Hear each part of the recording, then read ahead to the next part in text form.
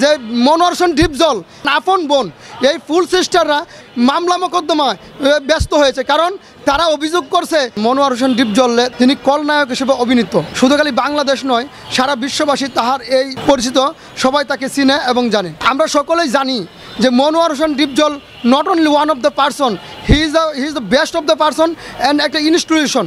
তিনি একজন চলচ্চিত্র জগতের একটা বড় বৃক্ষ বলে আমরা ধারণা করি যে এই মনোয়ার হোসেন ডিপজল অত্যন্ত ভালো মানুষ, এবং যখন আমরা দেখি ঈদ বা কোনো অনুষ্ঠান তখন তাহার বিভিন্নভাবে তিনি সমাজের শান্তির জন্য তিনি সবাইকে নিবেদিত হিসেবে একজন দানবীর হিসেবে খ্যাত। তাহার যে আপন বোন এই ফুল সিস্টাররা বাংলাদেশ দণ্ডবিধি আইন এবং আইনের 405 ধারায় মামলা মোকদ্দমায় ব্যস্ত হয়েছে, কারণ তারা অভিযোগ করছে যে মনোয়ার হোসেন ডিপজল তাদের যে আপন বোন তারা তাদের সম্পত্তি সঠিকভাবে তাদেরকে বন্টন করে দেয় না।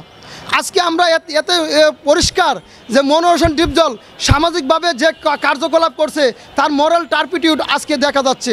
তার বোনেরা যদি তার যে একজন দুলাভাই, আপন দুলাভাই এবং তার ভগ্নিপতি, সে অসুস্থ হওয়া সত্ত্বেও তাকে আজকে 11 বছর যাবৎ তার কোনো চিকিৎসার বার মনোয়ার হোসেন ডিপজল গ্রহণ করেনি।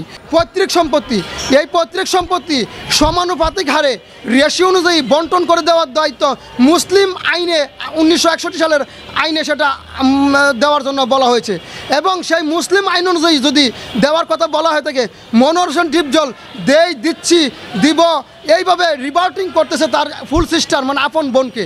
এটা তার অত্যন্ত ন্যাক্কারজনক এবং সমাজের অবক্ষয়।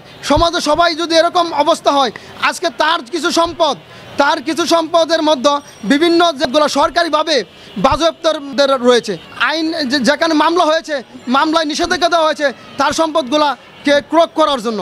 আজকে আমি লক্ষ্য করেছি এবং বিভিন্ন প্রিন্ট মিডিয়াতে দেখেছি এবং সারা বাংলাদেশের মানুষ সেটার তাদের বোনের কান্না। আজকে কেন তারা আপন বোন, সবাই আপন বোনের সম্পদ পেতে হকদার। হক যদি কেউ না দিয়ে অন্য জায়গায় কুরবানি দেয় বা মানুষকে দান দক্ষিণা করে, সেটা কোনোভাবেই গ্রহণযোগ্যতা পাবে না। দেশে দেশে সবার সাথে দ্য নিউজ।